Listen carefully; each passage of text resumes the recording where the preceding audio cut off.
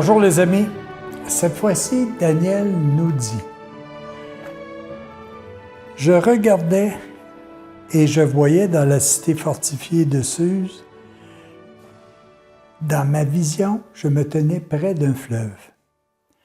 Je levai les yeux et je vis un bélier qui se tenait devant le fleuve. Il avait 2 très hautes cornes. » Il faut comprendre qu'au temps du sanctuaire, on faisait des rituels avec des cornes de bélier et des cornes de bouc. Ça, c'est important parce que ce sont des symboles qui nous permettaient de rendre gloire à la puissance. L'une d'elles, celle qui avait poussé la dernière, était plus grande que l'autre. Il y avait 2 cornes sur ce bélier-là. Puis, je vis le bélier frapper en multiples directions, et aucune bête ne pouvait lui résister ni lui échapper. Il agissait à sa guise et il grandissait. Tandis que je réfléchissais, je vis un bouc, arrivé de l'Occident, disons. Il parcourait toute l'étendue dans la terre sans toucher le sol.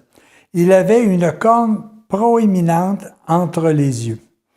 Il parvint jusqu'au bélier à 2 cornes que j'avais vu devant le fleuve et se précipita sur lui avec violence.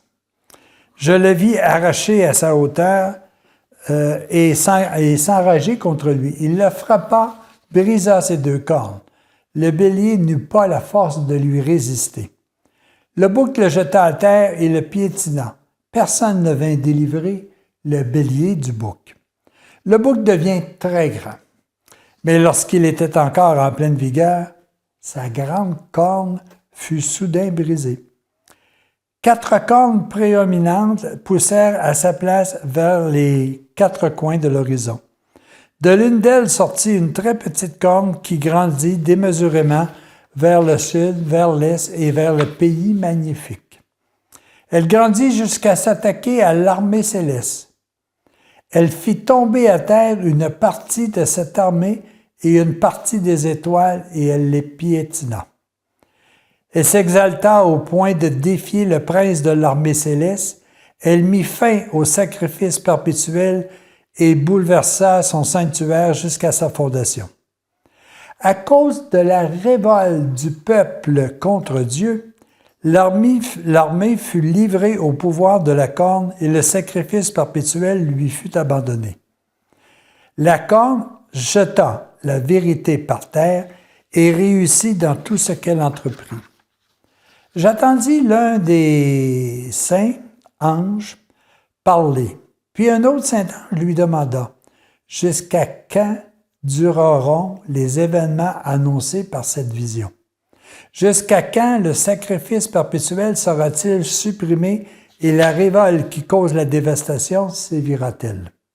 Pendant combien de temps le sanctuaire et l'armée seront-ils livrés au pouvoir de la corne et foulés aux pieds? » L'autre ange me dit « Pendant 1150 soirs et 1150 matins, en fait, indéfiniment, puis finalement, le sanctuaire sera de nouveau consacré au culte. » Pendant que moi, Daniel, je contemplais cette vision et que je cherchais à la comprendre, je vis debout devant moi un être ayant l'aspect d'un homme.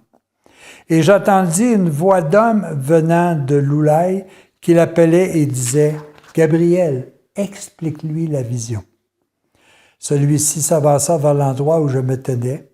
À son approche, je fus pris de frayeur et je tombai face contre terre. Il me dit « Fils d'homme, comprends bien que cette vision concerne le temps de la fin. » Pendant qu'il me parlait, je perdis conscience et tombai face contre terre, mais il me toucha et me remit debout sur place. Je vais te révéler ce qui arrivera à la fin du temps de la colère divine, car un terme lui a été assigné. Le bélier à 2 cornes que tu as vu représente des rois terrestres. Le bouc velu, c'est aussi un roi terrestre, et sa grande corne entre ses yeux représente le premier de ces rois. Puis, cette corne s'étant brisée, des royaumes se sont établis. À la fin, quand tous ces royaumes-là quand les royaumes des méchants auront mis le comble à leur révolte contre Dieu, s'élèvera un roi dur et expert en intrigue. Sa puissance ira en croissance, mais non par sa propre force. Il causera d'innombrables ravages et réussira dans tout ce qu'il entreprendra. Il exterminera de puissants adversaires et décima les membres du peuple saint. Il réussira à tromper beaucoup de gens. L'orgueil remplira son cœur, il fera périr bien des hommes qui vivaient en paix. Il s'injurera même contre le prince des princes, mais il sera brisé sans aucune intervention humaine. Ce qui t'a été annoncé dans la vision des soirs et des matins est parfaitement vrai. Mais c'est la secrète, car elle concerne une époque très lointaine. Alors, cet événement, cette vision de Daniel nous présente en même temps le passé et le futur. Pourquoi le passé? Parce que ça illustre aussi que la création a été faite à l'image et à la ressemblance de Dieu.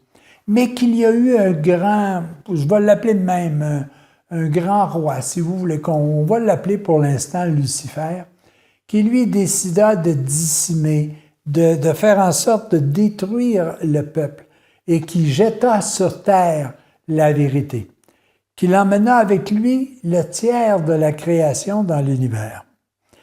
Cette image-là que l'on voit dans un temps, si vous voulez, dans le temps de l'invisible, jusqu'ils viennent sur terre, lorsqu'ils ont décidé de quitter le ciel, c'est cette situation-là qui se perpétue de fois en fois. Que ce soit par rapport à l'utilisation que l'homme en fait, alors nous avons sur terre une foule de royaumes qui s'entrechoquent tout le temps. Nous avons des guerres qui ont été causées, que ce soit du temps d'Adam et Ève, que ce soit du temps des Mèdes, des Perses, des Grecs, des Romains. C'est toujours cette volonté que l'homme a d'arriver à dire « je vais dominer ». Et c'est moi le plus fort, c'est moi qui va m'approprier les territoires, c'est moi qui va m'approprier tout ce que je veux pour pouvoir être dominant. Mais ce qui est dit à l'intérieur de ça, c'est que vous aurez beau faire ce que vous voulez, il viendra un jour un être qui vous ramènera à la réalité divine. Il annonçait à ce moment-là, Daniel, la venue notamment de plusieurs prophètes, mais surtout de Jésus, qui va faire en sorte qu'un jour, puis nous ne sommes pas encore arrivés pleinement à ce jour, qu'un jour tout ce qui est matière sera détruit et que la place viendra à ce moment-là, la place viendra, si vous voulez, être comblée par le spirituel. Nous sommes dans ce cheminement-là.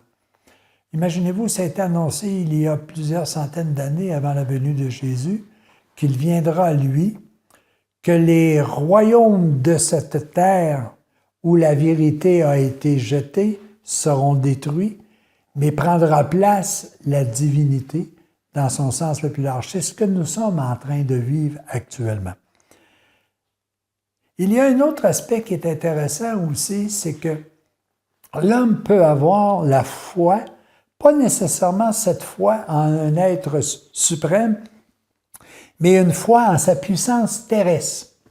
Mais s'ils utilisent cette foi-là uniquement pour ses fins personnelles, c'est comme s'ils l'utilisaient à mauvais escient. La foi, sans les œuvres, n'est rien. Vous aurez beau, si vous voulez, sur terre, vouloir avoir une puissance, foi en la puissance de l'homme, si vous ne l'utilisez pas avec amour, cela ne sert absolument à rien. La foi sans les œuvres est tout à fait inutile. C'est un peu ça, c'est un peu de dire que nous avons des boucs sur la terre qui veulent agir avec force et puissance, mais s'ils ne prennent pas ces éléments-là pour pouvoir servir au partage, à l'amour, à l'entraide, ça ne sert absolument à rien. Daniel nous disait ça il y a des siècles et des siècles. Et pourtant, nous sommes encore en train de vivre la même chose. Est-ce que nous allons prendre conscience que ce que nous avons, c'est tout simplement donné par Dieu pour que nous puissions définitivement transformer la vie que nous avons et revenir à ce qui est beau, bon, juste et louable. Daniel nous expliquait, il y a des millénaires, si je peux vous dire ça, par rapport à aujourd'hui, ce qui se produit maintenant. Vous avez beau construire n'importe quoi, mais si vous ne vous en servez pas pour partager et aimer, ça ne sert à rien. Mais dites-vous que de toute façon, un jour, vous serez appelés à agir comme Jésus nous l'a demandé, en partage, en amour, en donnant sa vie pour ceux et celles qui en ont besoin. Les amis, approfondissez cette vision qui est encore présente aujourd'hui. Et peut-être que chacun de nous, nous pourrions nous appeler aussi Daniel. À la prochaine.